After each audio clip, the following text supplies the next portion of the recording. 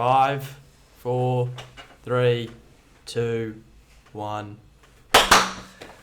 Welcome back. This is the wrap, the hour of the week that you have been waiting for. I'm joined by two one of a kind. It's a pair. It's like a lucky pair. And we're going to see what 5 cards flip out over the next hour. Andy Cameron, how are you? Pretty good, mate. The intro was a little bit wild and a little bit tangential, but we got there in the end, mate. I'm feeling pretty good. We did. You know what? I think about a year ago you could have gotten away with horizontal stripes, but I'm not sure you can today. Do you think I put on a bit of KG action, bit of Nate Diaz? I think you have. I think you've really let yourself go over the HSE, if I'm honest. Alex, good to have you on today. Confiscate my whiskey back. I will echo the sentiments of Dougal and Andy's local doctor. Andy probably does need to lay off the 2-minute noodles a little bit, and also the halal snack packs. Yeah, it's a bad day to be. It's always a bad day to be a box shaped when Andy's around. Oh, that is so rich. You said you were going off them, then the next day Mum comes in to find him chowing down on a barbecuer. Dougal has a particular propensity for eating boxes shaped about 6 minutes before dinner time, but that's neither here nor there. Well, today we got a nice big wrap for you. We've got Domestic Story, which is a Q&A episode, which was hijacked, as I would say, by a few crazy feminists. Well, hijacked by the panel. Hijacked by the panel who were advocating political violence and gender-based violence. It seemed very gender discriminatory. I will also throw in race. Just a bit of casual racism as well on your Q&A. I would say it's not casual. I'd say it's about the most open and direct racism you'll find today is towards white people. There's a lot of fuck white people going around. Sorry for the swearing grammar, but that seems to be an often paired 2 words. Well, we'll hear the clip later, but the main offender here, the main chick says she goes around the world, she travels around the world just to say fuck the patriarchy. She says that's her job title. It must be a lucrative career, and often it is. But you know what? I'm looking forward to hearing more about that, and especially so because Andy's the one who's done all the research on that story for this week. So I've done some on it as well because I wanted to talk about how the media's covered it, which is actually you know what? And who's mediating the media? It's always a good question. Doesn't get asked enough. And you know what? On CHP, that's what you get. You get those extra niche questions. Yeah, do it. To answer your question, who's metering the media? Looking right at them. Ain't that God right, team? help us all. Ain't that right, team? Our audience was smart enough to derive that themselves, but Andy's made it clear for them regardless. Well, I assume there's some of Andy's constituents that probably need that extra helping hand. Yeah, the Grub Society, as Dougal likes to call them. Okay, international story is the Project Veritas leakage of the ABC knowing about Epstein, knowing about Clinton's, having threats from the palace, the Buckingham Palace, who is obviously wanting to keep all the bucking on a down low, and they didn't release it to protect Epstein and the accused people. Downplay the bucking, upplay the ham. But what I would say about this, it's going to be a huge story, and tune in because it's going to be towards the back end of the show. But if you want to find out, in this story, you'll get an interesting dichotomy of a mainstream journalist who actually wants to know the truth compared to the organisation which they work for. And you often find that the interests of the journalistic organisation actually differs quite substantially from the interests of the journalist and the people in general. So we're going to explore that dynamic, a bunch of whole other dynamics. It's a dynamic show. We like to shift and move. High levels of dynamism. High level of dynamism and agility and all the things that come with that. Freakish athleticism as well. Freakish athleticism. But to start the show, paying homage to the, no pun intended, homage to the wives and girlfriends who have been liberated from their place in the home in the last 50 years, but paying homage nonetheless to the wives and girlfriends who tend to jump to conclusions without facts and evidence. In fact, they love jumping to conclusions, and as a symbol of solidarity with them, we will today also jump to conclusions as a feature part of the show. Some say our feature segment.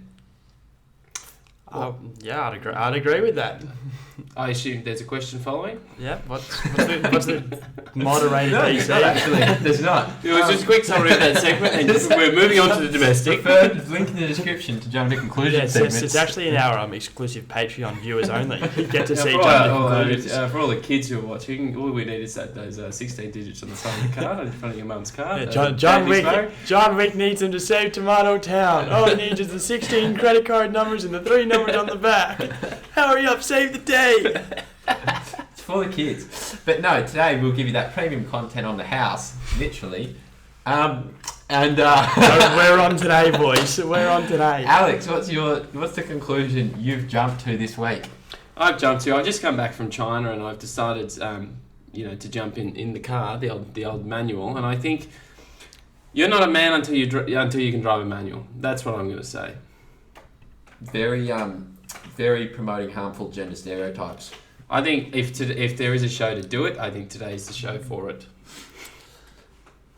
Well, if we're here to dismantle the patriarchy, you're doing a horrible job. That's what our good friend Mona is going to tell us to do. But you sound a bit like Mona.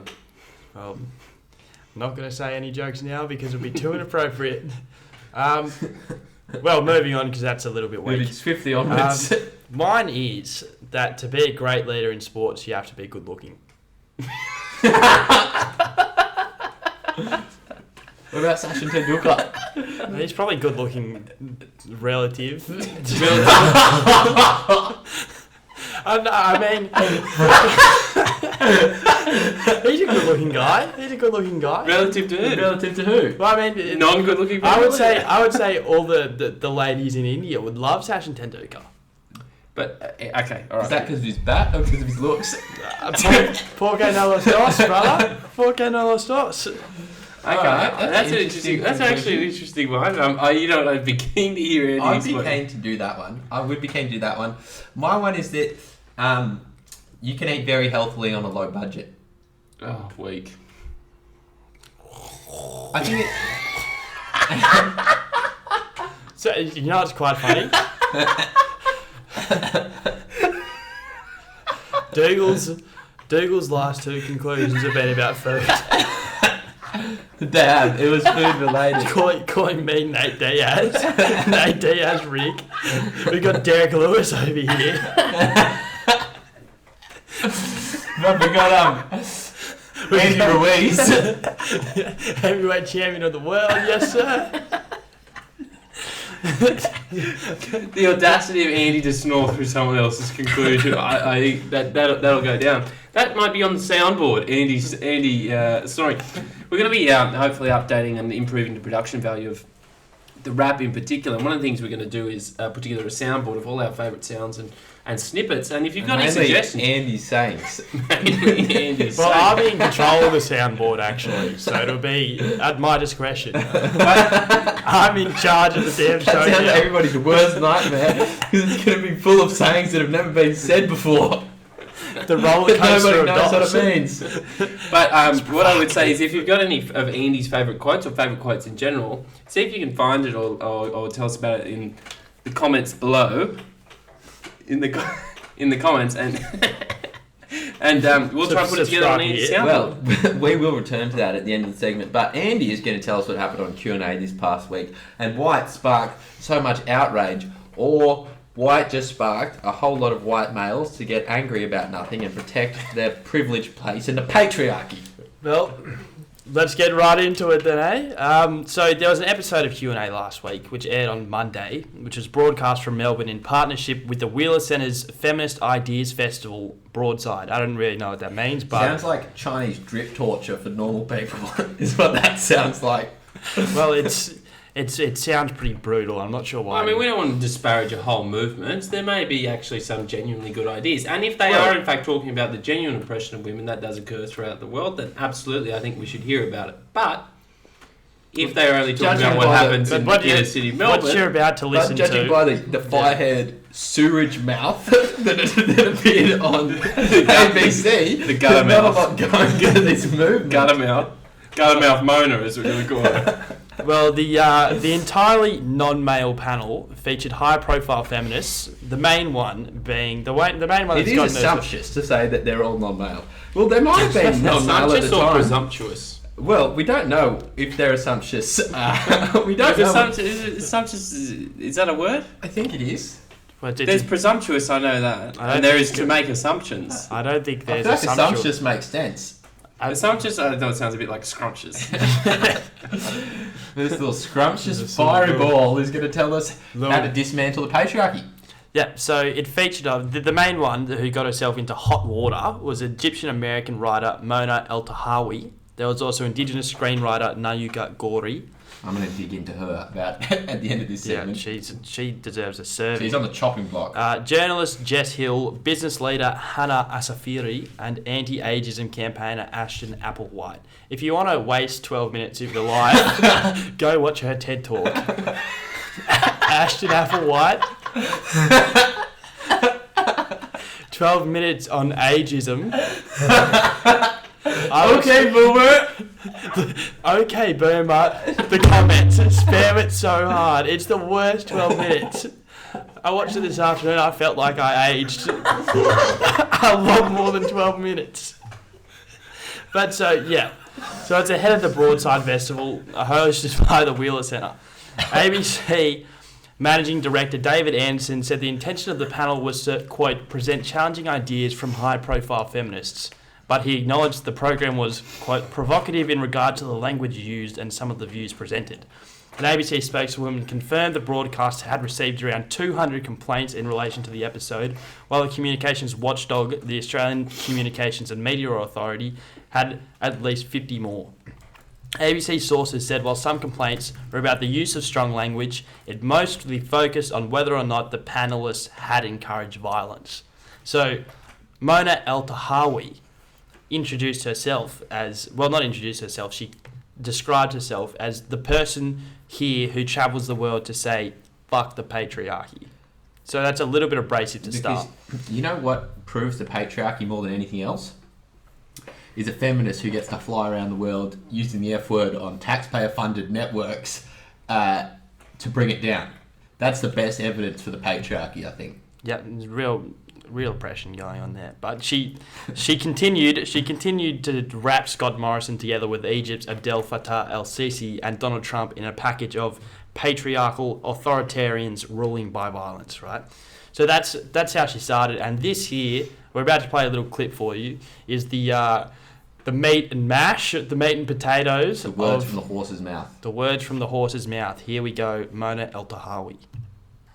I want patriarchy to fear feminism. And there is a chapter in my book on violence. There is a chapter on my book about white women who voted for Trump and white women who accept crumbs from patriarchy because they allow their whiteness to trump their gender. I'm fully aware of this. But at the end of the day, even those white women have to recognize that nothing protects them from patriarchy. Nothing. For me, as a feminist, the most important thing is to destroy patriarchy. And all of this talk about how if you talk about violence, you're just becoming like the men. My question, so your question is a really important one, but I'm going to answer it with another question. How long must we wait for men and boys to stop murdering us, to stop beating us, and to stop raping us? How many rapists must we kill? Not the state, because I disagree with the death penalty, and I want to get rid of incarceration, and I'm with you on the police. With you on the police being that she wants to dissolve the police. Continuing. So, I want women themselves. As a woman, I'm asking, how many rapists must we kill until men stop raping us? So, Mona, them's fighting words. Them's do be fighting words. I think we can all agree. Headline reaction, DC. Well, in the question of when you're allowed to use violence, generally the accepted answer is you're allowed to be violent towards somebody who's raping you. You're allowed to use violence in that case, and among other cases when people are being violent towards you. What you're not allowed to do is be violent towards people who are not raping you and not committing violence against you. Because you are a male, I can't ascribe the general male population as raping me and therefore attack you, because you're not actually attacking me. It's made up. It's fairyland. You can't be violent towards people who are not being violent to you is basically the golden rule in society. And the funny thing is I know what's the Egyptian president's name she mentioned, Sisi or something. Sisi, I think. I mean, I bet he's watching that and just cowering in his boots at this woman coming to tear down the patriarchy. I mean, look, he doesn't care at all about this girl, but the bottom line is you can't promote violence towards people who aren't being violent. And to think you can is to then enable all the other people who think they can use violence. Like, there's definitely white supremacists out there who think they can be violent towards feminists who say silly things like this, right? And they're playing the same game. They both do the same thing. What do you think, Alex? Yeah, I think she was pretty well off the mark. But interesting point. I thought towards the end of it, she says I'm in favour of kind of dissolving the police. I'm not in favour of the death penalty. She's kind of got this anarchist complexion within her, in like this revolutionary aspect to this modern feminism. But the problem is that if you don't keep the existing institutions, if you did get rid of all the and you know she doesn't like incarcerating people, so I don't know where all these rapists are gonna go, unless you kill them. If you get to a point where there's less rules, less regulations, less institutional dominance, kind of enforcing and moulding every day of life, you actually go back to a more traditional way of living or a more historical way of living, which would be more male-dominated society.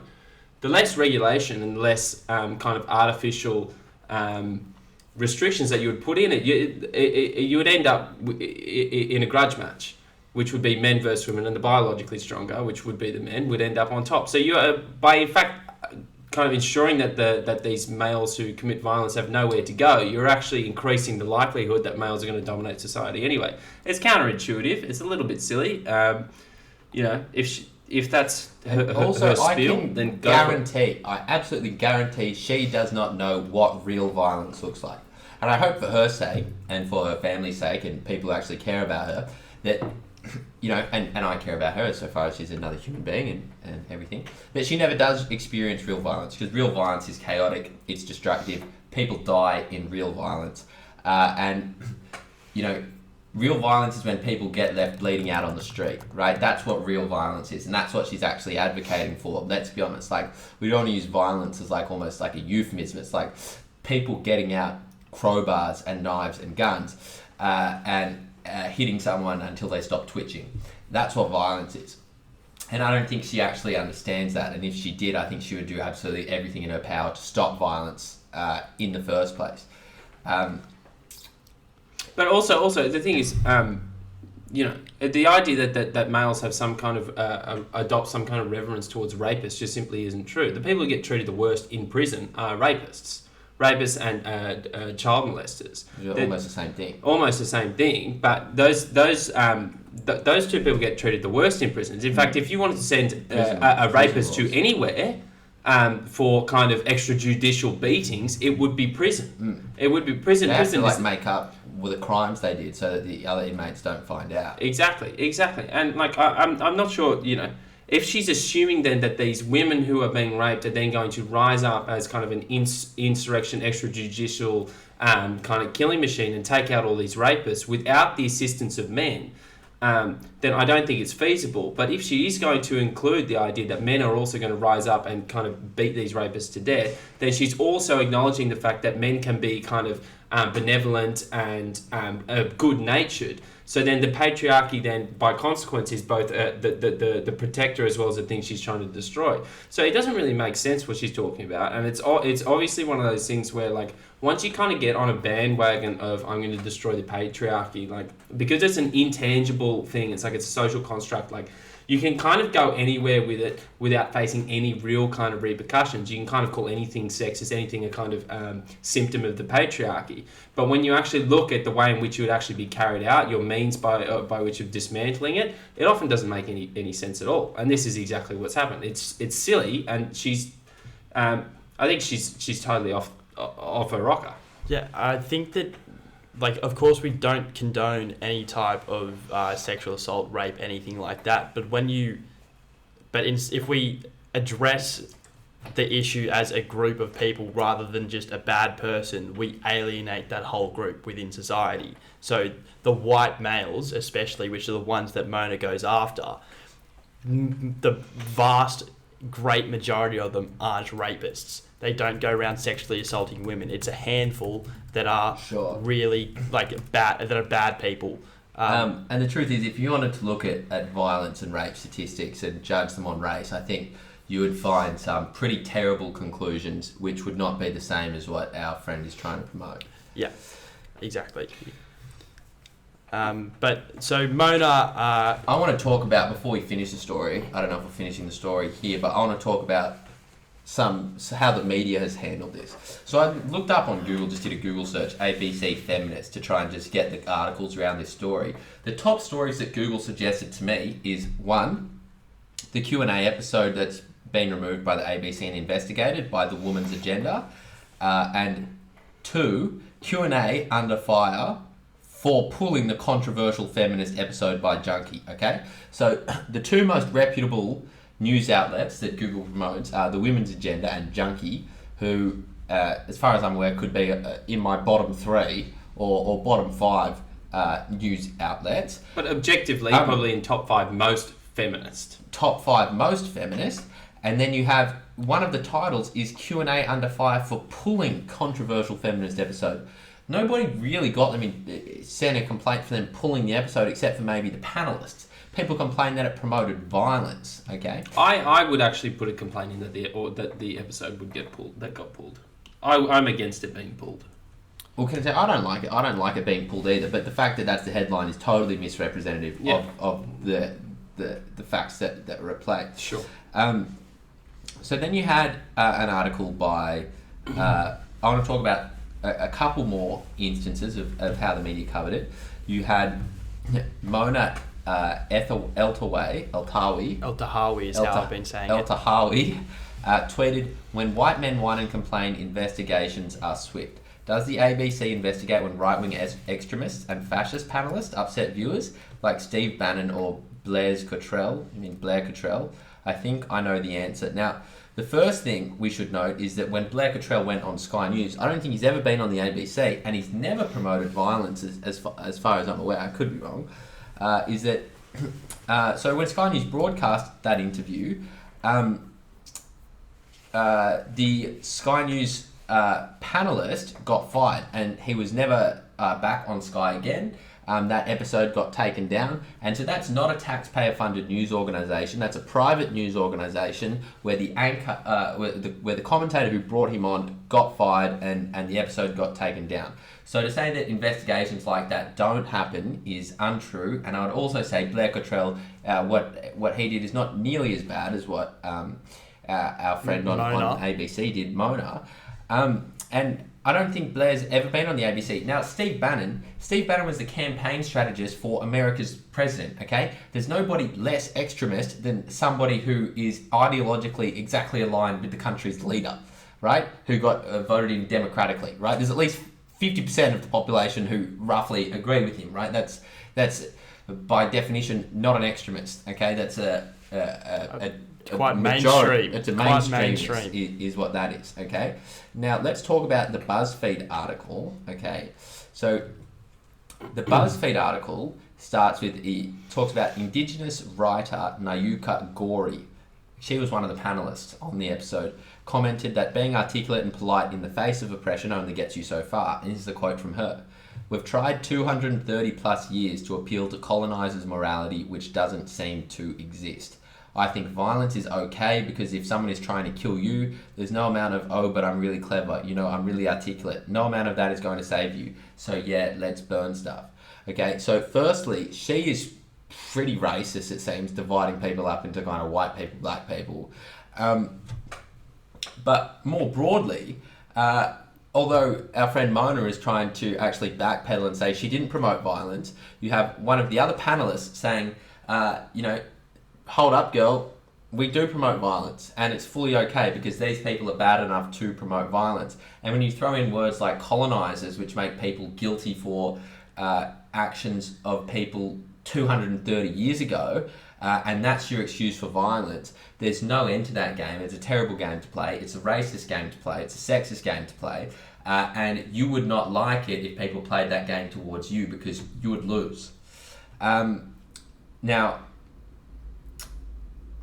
further, I want to talk about an SBS article, which was titled ABC Announces Probe into Feminist Q&A Episode After Audience Complaints. Okay? It's not until the 6th paragraph that any talk of violence is actually mentioned. They talk about thought-provoking opinions, nothing about violence, okay? They said in the 6th paragraph, the ABC decided to investigate the program in which some panelists used, quote, offensive language and called for or endorsed violence. Okay, not until the 6th paragraph. The endorsed violence was the whole story. The reason why I bring this article up in particular is because SBS is another fully taxpayer-funded news organisation.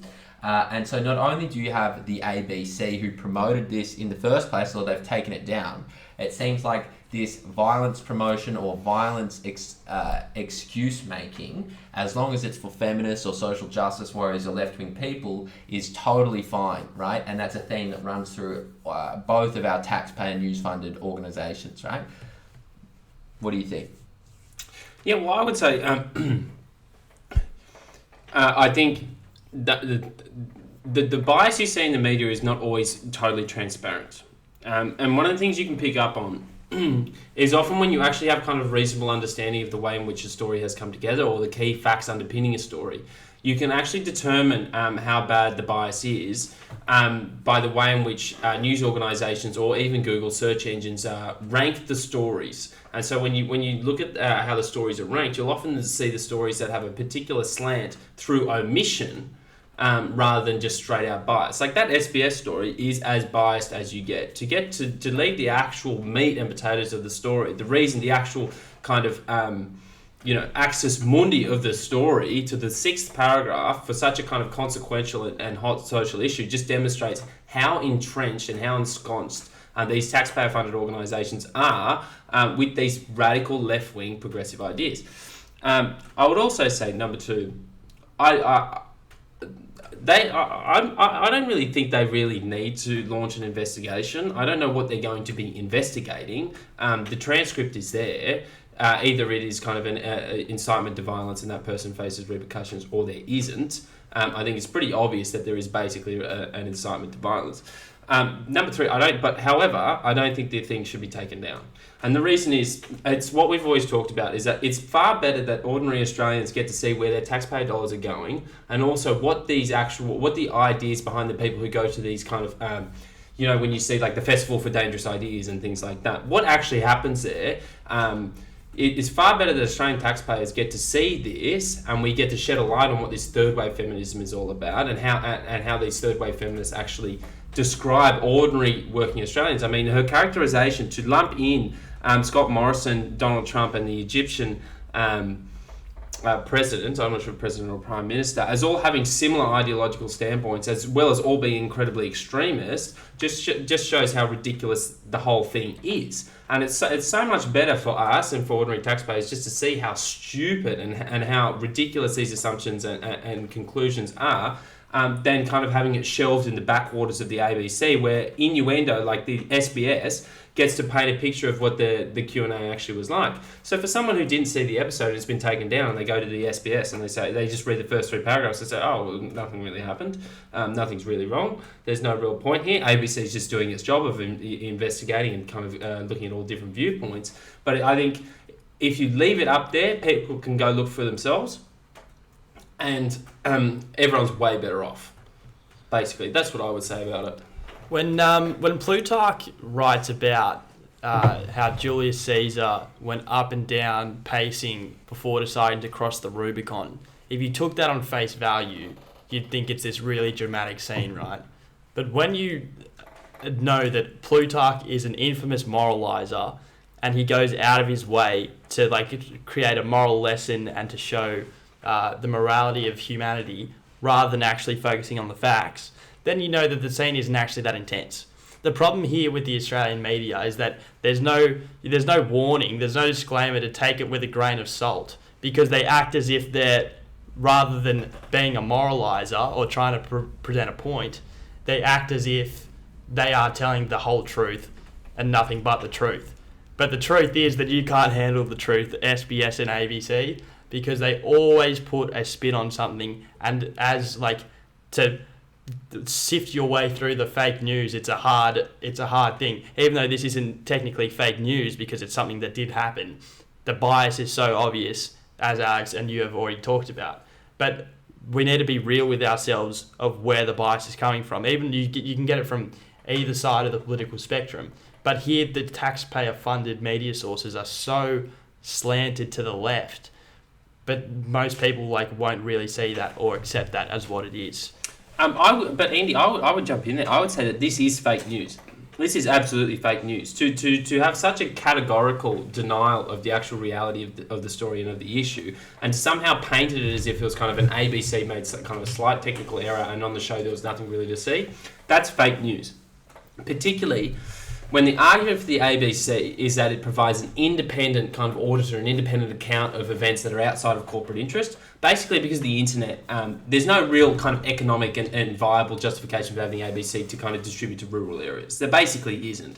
But there is the internet. There is basically the argument, though, that it does provide some kind of independent watchdog outside of corporate interests. However, if there is, and what is obviously at play here is that they may be outside of corporate interests, but they're not outside of their own interests or outside of their own kind of ideological persuasions.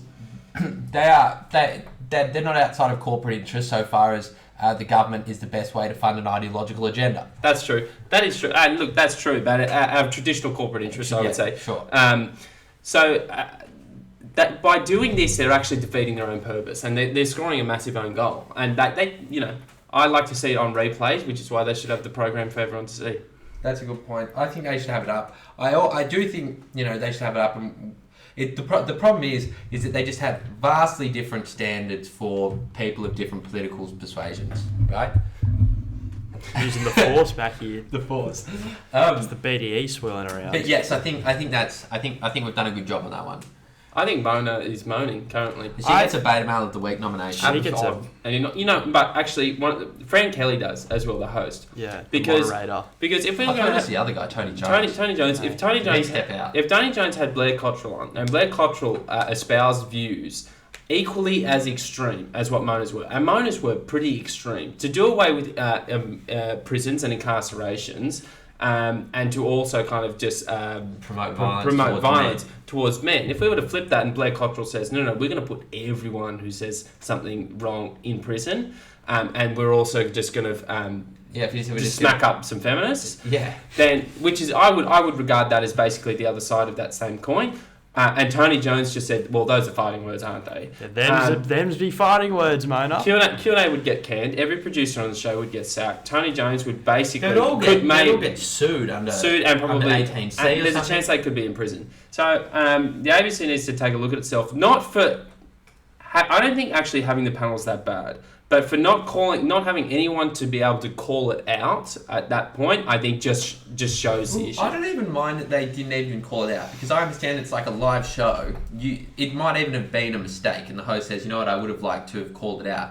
But the way that it's been covered by all the other news sources, including taxpayer funded, shows that it was not a slip up. It was basically as planned as you get. Or just at least run of the mill, not outside of traditional thought in those organisations. Not outside of kind of mainstream...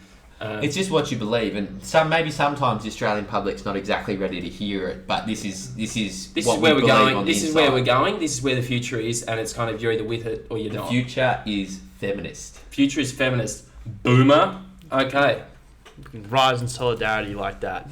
But Mona El Tahawi Beta Male. We're going to have a look at the international story. This is one that was exceptionally popular on the internet, but you could also have totally missed it if you just follow mainstream news organisations where it was in their vested interest not to cover it. Well, it's a fantastic segue from our just a little bit of slap on other organisations for fake news, because this is classic fake news. And bias is not always what you put in, it's what you leave out. And this is absolutely critical. So Project Veritas, which is the kind of truth-seeking organisations established by journalist James O'Keefe, dropped an absolute bombshell this week when it released insider hot mic footage of ABC, so that's American ABC journalist, Amy Robach, admitting off air, like in a kind of a break segment or whatever it was, that she had the evidence, much of the same evidence that's recently come out about Jeffrey Epstein 3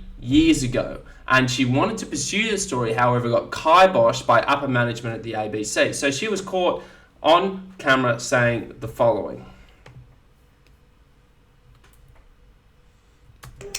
I've had the story for 3 years. I've had this interview with Virginia Roberts. We would not put it on the air. First of all, I was told, who's Jeffrey Epstein? No one knows who that is. This is a stupid story. Then the palace found out that we had her whole allegations about Prince Andrew and threatened us in a million different ways. We were so afraid we wouldn't be able to interview Kate and Will that also quashed the story. And then Alan Dershowitz was also implicated in because of the planes. She told me everything. She had pictures. She had everything. She was in hiding for 12 years. We convinced her to come out. We convinced her to talk to us. It was unbelievable what we had. Clinton. We had everything. So there you have a little bit of a snippet. So they had testimony that had been corroborated against Jeffrey Epstein. They had details relating to Bill Clinton being on the plane in question. So what Jeffrey Epstein would do, and Jeffrey Epstein was a Wall Street financier who had an incredible network of political ties. Perhaps he may have been at the time a big donor. He's not a big. He may have been the most politically connected person directly outside of politics in the world. Basically, he had a private island, he had a jet called the Lolita Express, and he had a massive mansion. I think it was worth about $50 million in New York City. Penthouse suite. It was like penthouse one of the suite. big ones. And so this was one of a massive story. It was a massive story. And so when he was finally arrested, and there was a massive lead up, and it's too arduous to go through, but I have written an article on it. If you want to check out on CHP to get the lead up to this, about kind of what happened. He was basically arrested on child pornography and kind of soliciting underage prostitution charges this year, and then he was moved to a jail cell in Manhattan while he was awaiting trial and where he was going to testify. And so there was all this speculation as soon as he'd been arrested that basically because he had so much valuable information on all these important people, including Bill Clinton, who had flown on his jet, according to flight logs, 37 times.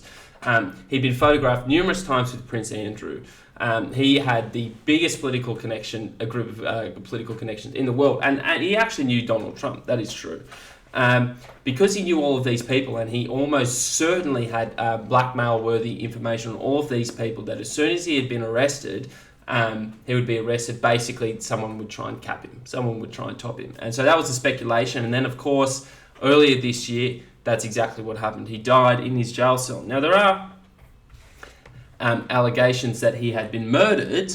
However, people who say that he's been murdered have been widely touted in the media as conspiracy theorists, particularly by traditional kind of liberal establishment media organisations. Basically, if you suggest that that Jeffrey Epstein didn't kill himself and was in fact killed by the deep state or people who are allies of the establishment, then you are a conspiracy theorist. But wait till you hear what Amy Robach, a journalist on ABC, which is one of the most mainstream journalistic organisations in the world, had to say. So, do I think he was killed? 100%. Yes, I do. Because he made his whole living blackmailing people. There were a lot of men in those planes, a lot of men who visited that island, a lot of powerful men who came into that apartment. When I heard he was found dead in his jail cell, I knew immediately. And they made it seem as though he made that suicide attempt 2 weeks earlier, but his lawyers claimed that he was roughed up by his cellmate around the neck. That was all like to plant the seed, and then that's why I really believe it. Like, really believe it. So there you have it. So that's a mainstream journalist at a mainstream organisation admitting, at least saying that she believed that he was killed rather than rather than suicided, basically. And so when she gets caught off air, what you have is this massive dichotomy between what journalists, for whatever reason, at these mainstream organisations are allowed to say compared to what they actually want to say. So when we talk about the freedom of the press, is supposed to ensure that journalists like this person are protected. But it's what's obviously apparent is that these establishment media organisations are in fact so entrenched in the deep state and in the establishment themselves that there's a dichotomy, there's a plurality that occurs between what the journalists' true intentions are and what the journalistic organisations are actually trying to do. Dukes, what's your hot take? I think it's big because people try and ignore it, and that's why I made the point at the start that this is such a big story that most people who are politically tapped in to real news sources would have been. This is a story they would have been following for years. But if you are average Joe who goes to your day job, comes home to cook dinner, have the kids, you've got all your important stuff to do, and you just trust in the mainstream media outlets to bring you your news, it would have slipped totally over your head that one of the Wall Street financiers who's politically connected up to his eyeballs has, as far as we can tell, facilitated child prostitution, not just for himself, but at least it's very, very conceivable, even likely, for other very well-connected top dogs, including Bill Clinton and Prince Andrew. You then have the journalist who was investigating the story, who received threats from Buckingham Palace. I mean, that should be a front page story, regardless of what news outlet. For weeks, right? And what have we actually heard from Buckingham Palace about Prince Andrew? Nothing's really happened to him yet, has he? They're saying it's an individual problem for Prince Andrew to deal with, and we're kind of separate from it. But it's like this guy is as guilty as they come without having been proven guilty by a court yet.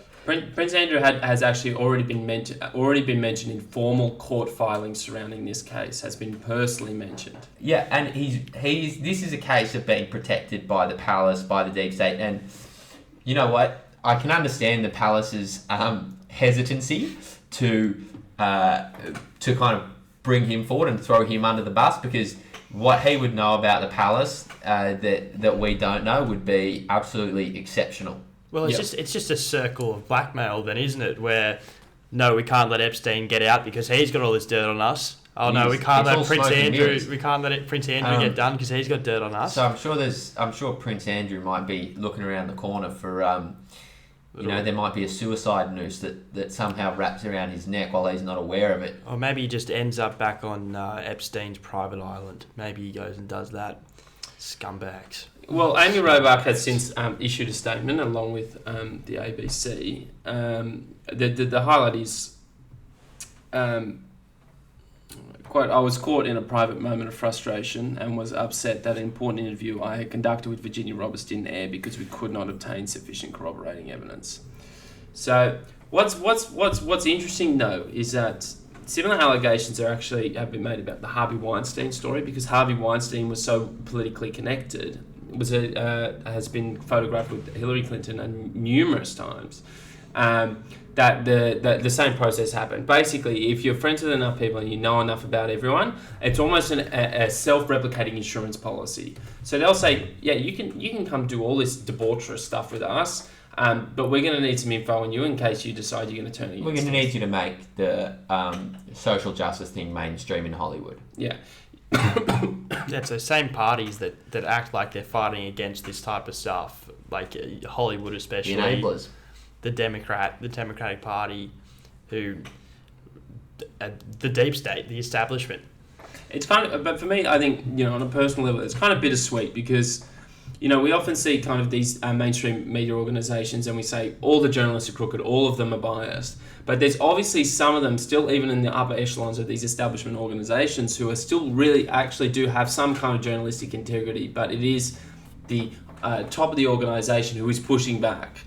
So obviously there are still journalists within kind of establishment organisations who are trying, but I think Amy Robach has made a choice. She made a choice that she didn't want to go to another news outlet to like WikiLeaks or some other organisation to publish this. She didn't view that story as important enough to go somewhere else, to risk her own job for it, which I think shows a little bit of cowardice, I think, particularly considering how many people Epstein hurt and how many lives he destroyed.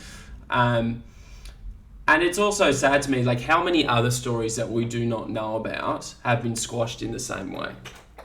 Because as even Roebuck said, she got told no one knows who Epstein is.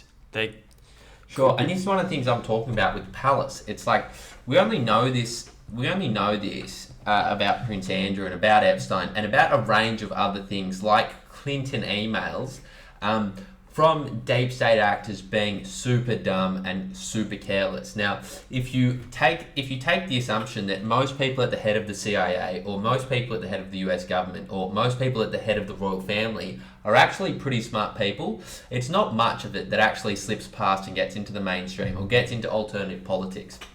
It's got to be the overwhelming vast majority of crooky, shady dealings that never get mentioned, right? That never get mentioned. Yeah. And so if the tip of the iceberg is this bad, it's very hard to gauge what the rest of it is.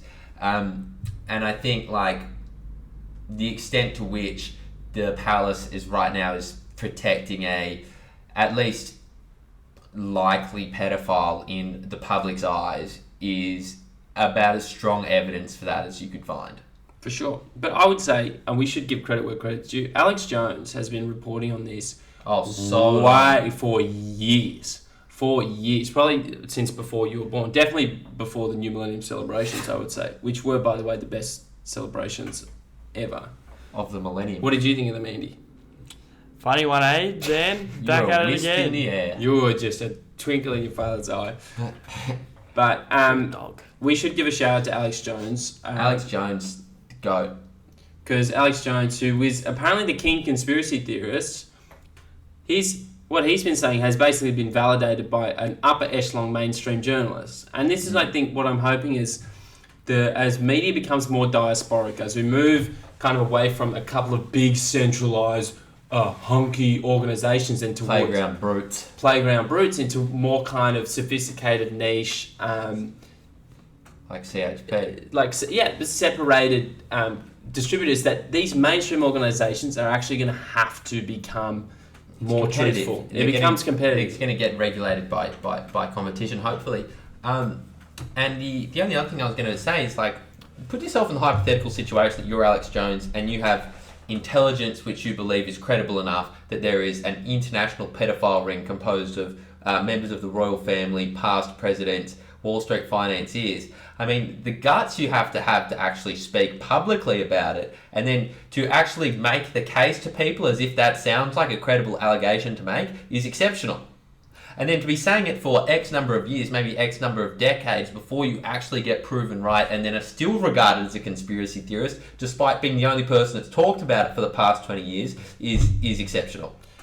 Alex Jones should have his own show on Fox News. Like, if we're honest, him and Tucker Carlson should both have their own show on Fox News. And, you can say that, when Alex Jones talks about interdimensional aliens and stuff, that he may lose you. And you know what, that may be fair enough. But if you're talking about all the other stuff, he's the guy. There is a reason why he's basically, before Joe Rogan, he was the podcast. Alex Jones would get more views than all the major networks. And I mean, there's a good chance that Alex Jones has contributed to Joe Rogan being the podcast, because Alex's episodes with Joe have blown up every time he's gone on. And on Alex's episodes with Joe, Joe tells him that you need to have someone with you when you speak so you don't sound as silly. And so, well, he sometimes has like PJW on. Yeah. So but the thing is with Alex is that when he says things that seem so incredible and so just so far from the truth, it takes away from the stuff that actually could be credible. Yeah, but one of the interesting things, and the point that that Alex often brought up when he was on the Joe Rogan podcast, he said, Joe, you know all of this. Joe, most of the stuff that I'm telling you already know. And in fact, about some of this stuff, you know more than I do. So the thing is, like, the impetus has to be on people to have courage and to have guts and to be able to stand up to these people, because a lot of the time the information is already out there. Like, you look at the Gulf of Tonkin incident. That's there. That's irrefutable data that is there. And that should be the gold standard for how we establish foreign policy and how we relate to our neighbours, specifically kind of in a naval capacity at the very least, but especially when kind of trusting the intelligence agencies for going to war. Some of the only people I've ever heard was guy from the Intercept, Glenn Greenwald. He's one of the only guys who actually cites the Gulf of Tonkin incident. He goes on CNN and he says, "Why would we trust what the CIA say? Why on earth would we?" Sure. We've seen what people need guts. It's not even just it's not just one incident. No, there's heaps of instances. Sure. Like you have a look at the rape of Nanjing incident in China, which perpetrated by Japanese soldiers during World War II. They went in and killed 300,000 people in a month and just raped the whole city. While America was trying to rebuild Japan after World War II, and I think called like under the Marshall Plan of economic redevelopment of Japan, they wanted American influence in Japan, and while China had become communist, America and Japan propagated that the rape of Nanjing was a conspiracy theory for a long time, that it was just Chinese communist lies and conspiracy. And today we realise that I'm sure America would recognise today that it happened, but they would be very uncomfortable and squeamish, talk about how they tried to suppress it or push it off as a conspiracy theory during the time when people actually needed to know about it. Mm. Yeah, and the FBI and the CIA, both in South America, like in particular Nicaragua, and then as well in the Middle East, like there's so much shady business that goes on that we know for a fact, and yet we still eat the same stuff that they're feeding us all the time. It's pretty damn ridiculous if you ask me. Anyway, it's an interesting digression and we can hear more about it. We're tempted to do a little bit more on conspiracy theories as we move forward because it's probably some of the most interesting content that we do. But I think that basically wraps it. I mean, we've gone from one taxpayer-funded organisation two really, who demonstrated a substantial lack of journalistic integrity. We moved to an American corporate giant who demonstrated, I would say, a fairly similar, if not worse, demonstration of journalistic debauchery or tomfoolery or shenanigans. A disgusting disregard for truth. A disgusting disregard for truth. Big shout out to James O'Keefe and Project Veritas for exposing that. I think that's important. James O'Keefe's first story where he exposed this Acorn. He did that when he was like 21. Yeah. And the girl who helped him, I should know her name, was like 19. Yeah. And he did it with a pimp jacket he bought from the local thrift shop and a camcorder, and that's like all he had. And he brought down a total government agency, which resulted in a like fully 100% vote to defund it by the government of America. Yeah, absolutely. And it just goes to show that there is a complacency that occurs when kind of these big governmental agencies, as well as kind of establishment agencies, are so entrenched and have been so for so long, is that they are bound to stuff up and they're bound to slip through the cracks. So no yawning, power moves only. Okay, let's bring it back. Well, do we want to give out something that we haven't done in a little while? The Beta Male Award. Okay. We ABC as an organisation who may or may not be gender fluid gets Beta Male of the Week nomination. Massive nomination. Mona El Tahawi definitely gets one. Frank Kelly gets one. Well, ABC in both Australia and America. Oh, that's an interesting spin on it. I think that has to be the winner, is ABC. ABC writ large. ABC writ large. I don't know what that means. In general. Neither do I, but if you repeat it, sounds like you're talking about. I think I know what it means. There's a good chance I don't. Okay, Beta Male of the Week goes to them. I'd like us to get a Beta Male of the Week trophy and start engraving names. Mona gets the juicy small yay. The juicy small yay Beta Male of the Week trophy. Mona gets a seriously high recommendation though. We'll keep following her along. See if we can get her in here in the next few weeks. Yeah, we should call her. Yeah. See how you doing? Come through, little mama. What do you reckon she would actually say to that? Like, what do you reckon would actually happen if you actually called her and said? Well, if she could do what she wanted, she'd come kill me. She'd come find me and kill me, and then the patriarch. Yeah, I am the patriarch. Okay. I am the patriarch. We don't leave loose ends here. So going back to how we opened the show with the jumping conclusions, Andy is going to lay out the quite interesting case, and not one we usually have. of a great conclusion, which is that you have. What is it? You have to be a great leader in sports, you have to be good looking. And I'd come back to your Sachin Tendulkar argument. He wasn't a great leader in sports. He was horrible as the captain of the Indian Test cricket team. You think it's because he was unattractive? I think, let me just give out the case first before I go into examples. Lay the bona fides. There's a thing in the NFL called the QB face, right? The quarterback face. The quarterback is the leader of the team. He's the person that gets paid the most. He runs the offense. That's the person that the team really gets behind, the QB. And what happens when you have the QB face, right? Something that just inspires confidence in the other players. When you have this confidence of being good looking, like you go into the media, you say the right things, everyone's like in love with you. If you think about Tom Brady, Aaron Rodgers, like the best quarterbacks ever, they're all quite good looking, right? And not only does that sort of transpire into their confidence, but it's their game as well, like their confidence and the confidence they bring to other people. And so what we could think of QB face in a more modern context is BDE. If you're good looking and you have this confidence, get a good social feedback loop. You get social feedback, you inspire other people. I think if you have this confidence, people want to get behind you and want to be led by you. I'm not saying that you like it.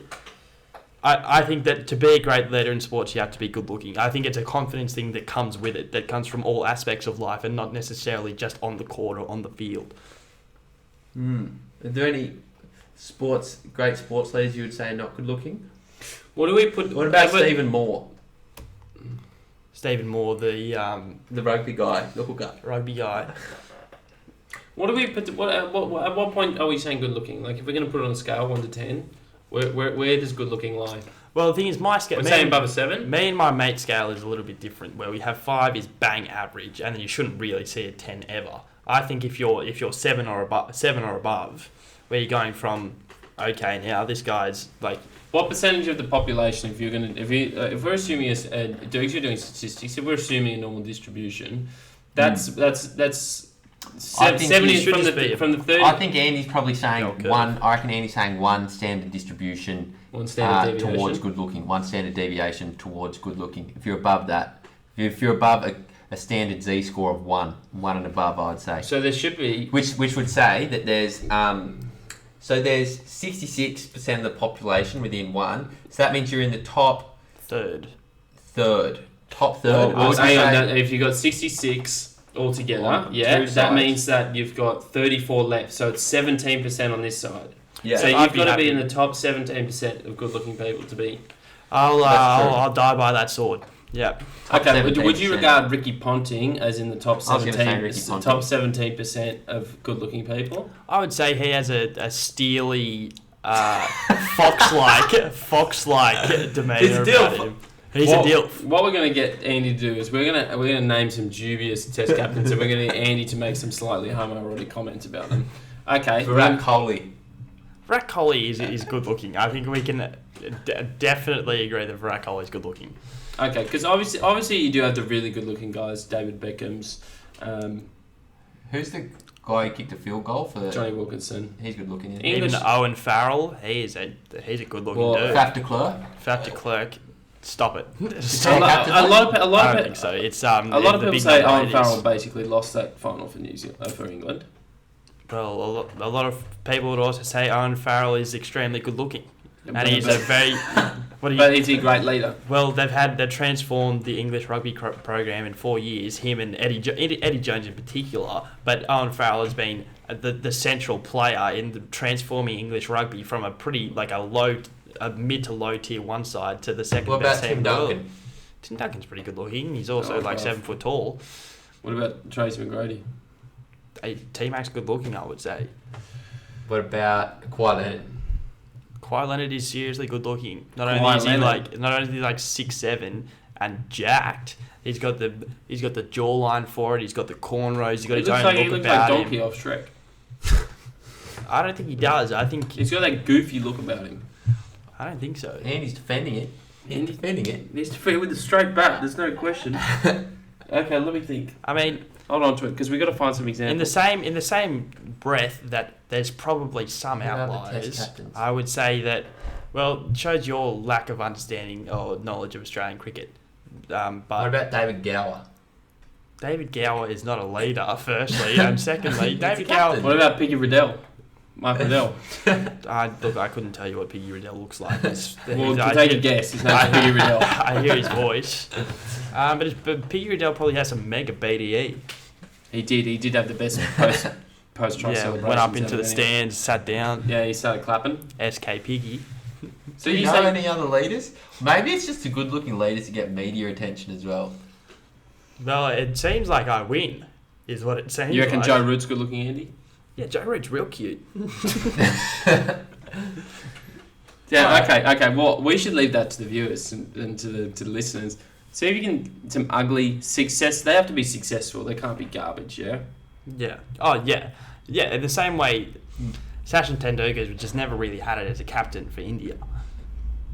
He was always better when he wasn't the captain, and the team also did better when he was not the captain. Okay, Anders, any more words to add to that sentence before we wrap up? No, we're struggling to find the finish here, but it's all right. It's all right. Deal, let us out. We're taking continuation right from the jaws of finishing. We're struggling to find the finish here. All right, this SD card's full. Automatically, the maximum recording time has been reached. I just have to fix that up. Alex, do you want to just do the outro while I fix that? Sure, I'll just do the outro. I just wanted to say a big thank you to all our sponsors, CHP or countryhouseproductions.com. Also to, who else do we have sponsors? Big shout out as well. I think, AJ Saker and his boys at Kingdom Clothing have just dropped a new collection. So I would say definitely go check those guys Collection out. 4. Collection 4. They're some really good guys. They're out of Western Sydney. It's also fresh AF. He wouldn't like me calling it that because that's weird, but it's real fresh kit. It's got some fresh. We got some fresh merch. Andy's vibing it. Andy's in stripes, but so is Dukes. So vertical though. Vertical. Yeah, it complements his figure. Okay, so go check that out. We might put a link to that in the description.